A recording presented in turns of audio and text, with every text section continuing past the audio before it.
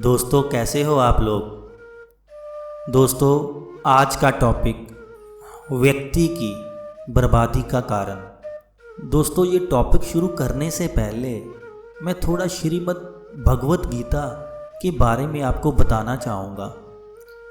दोस्तों अगर कोई इंसान भगवत गीता को पढ़ता है, उसको जीवन का सत्य, जीवन का सारा सार, उसकी सारी मुश्किलों का हल इस किताब में है।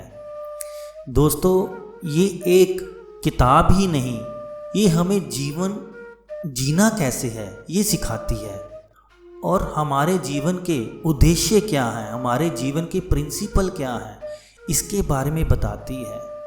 भगवत गीता में हमारे सारे जीवन का सार लिखा हुआ है। इंसान को किसी भी तरह की प्रॉब्लम हो, उसका हल इस गीता में लिखा हुआ है। आज की कहानी एक गरीब व्यक्ति जो लकड़हारा है, वो रोज़ सुबह लकड़ियाँ काटने नदी के किनारे जाया करता था। वो लकड़ियाँ काटने के बाद बाज़ार में उसको बेच दिया करता था और अपने घर का गुजारा करता था। फिर एक दिन उसके बीमार होने के कारण घर में अनाज नहीं आता और उसके परिवार के सारे सदस्य भूखे ही सो जाते हैं, और वो बहुत दुखी हो जाता है और अगले दिन फिर जंगल की ओर चला जाता है। और रास्ते में उसको एक कुटिया नज़र आती है जो एक सन्यासी की कुटिया होती है। वो अपनी सारी परेशानी गुरुदेव को बताता है कि वो रोज़ लकड़ियाँ काटने जाता है और उसको बेच के जो उसके पास पैसे आते हैं वो रोज़ उसका अनाज खरीद कर घर ले आता है, तो फिर उसके सदस्य खाना खाते हैं। गुरुदेव उसकी बातें सुनकर उसको बोलते हैं, तो कल जंगल के कुछ भीतर और जाना, वहाँ से लकड़ियाँ काटना। वो गुरुदेव के कहने के अनुसार ऐसा ही करता है। अगले दिन वो जंगल के कुछ अंदर और चला जाता है और उसको वहाँ पे चंदन की लकड़ियाँ मिल जाती हैं। वो बहुत खुश होता है। चंदन की लकड़ियाँ महंगी होने के कारण बाज़ार में अच्छे दाम पर बिक जाती हैं। वो काफ़ी दिनों का राशन घर में ले आता है। कुछ महीनों के बाद वो सोचता है कि उसके परिवार का निर्वाह अच्छी तरह से नहीं हो रहा।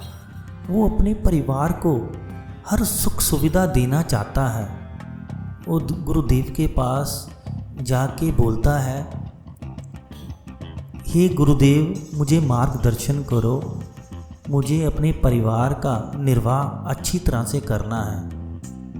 गुरुदेव बोलते हैं, इस बार तू थोड़ा और अंदर भीतर की ओर जंगल में जाना, वहाँ जाके ज़मीन को खोदना और उसमें तुमको कुछ ऐसा मिलेगा जिससे तुम्हारा काम भी बढ़ेगा और तुम्हारे सदस्य परिवार के सभी अच्छे से रह भी सकेंगे।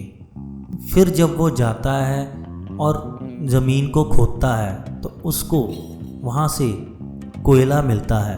कोयला देखकर वो बहुत खुश हो जाता है और उसको बेच के ढेर सारे पैसे इकट्ठे करके एक बड़ा सा घर बना लेता है।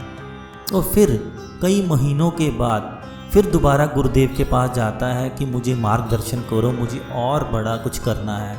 गुरुदेव उसको बोलते हैं, थोड़ा आगे और जाना, तेरे को इससे भी अच्छा वहाँ पे मिलेगा।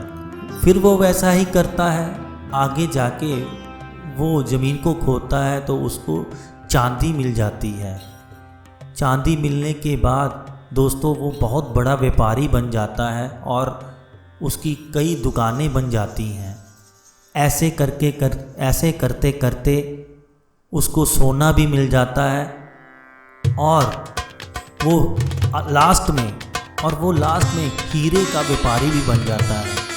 जब वो हीरे का व्यापारी बन जाता है, काम बढ़ने के कारण उसमें अहंकार आ जाता है और वो लालची बन जाता है। वो जब भी घर आता अपने परिवार के सदस्य बच्चों को, अपनी पत्नी को गुस्से से बोलता और क्रोध करता उनके ऊपर, और हर वक्त उनको कुछ बुरा भला बोलना शुरू कर देता।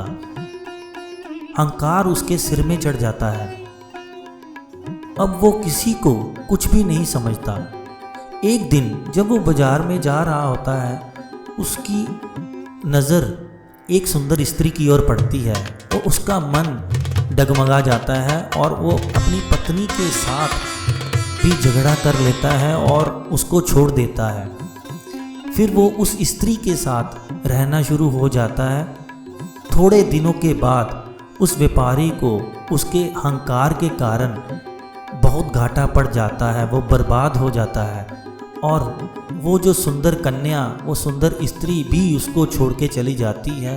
दोस्तों, भगवत गीता में अध्याय 16 श्लोक 21 में साफ लिखा है, क्रोध, काम, लोभ व्यक्ति की आत्मा को नाश कर देते हैं। लोभ से हिंसा होती है, क्रोध से विनाश हो जाता है। इसी तरह हमें तीनों का त्याग करना चाहिए। ये भगवान खुद भगवत गीता में अर्जुन को संदेश देते हैं। दोस्तों, हमें बर्बादी से बचने के लिए हमें अहंकार नहीं करना चाहिए। आपके पास कुछ भी हो, हमें हमेशा सेवा भाव से रहना चाहिए और हो सके तो लोगों की सेवा भी करनी चाहिए। यही आपका कर्म है, यही आपका धर्म है। आशा करता हूँ आपको ये कहानी, ये वीडियो मेरी अच्छी लगी होगी। अगर हो सके तो चैनल को सब्सक्राइब और लाइक कर देना। न्यू ज़िंदगी।